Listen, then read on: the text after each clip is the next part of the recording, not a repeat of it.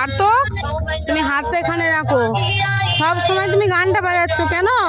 এখানে রাখো। তুমি শুনবে না তোমার কথা? ব্যাটারিটা তো নষ্ট হয়ে যাবে। তুমি সে 1 ঘন্টা ধরে গানটা বাজিয়েই যাচ্ছ কেন?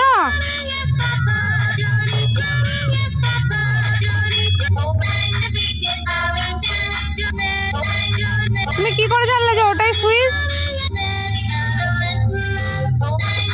আমি তো তোমাকে বলিনি।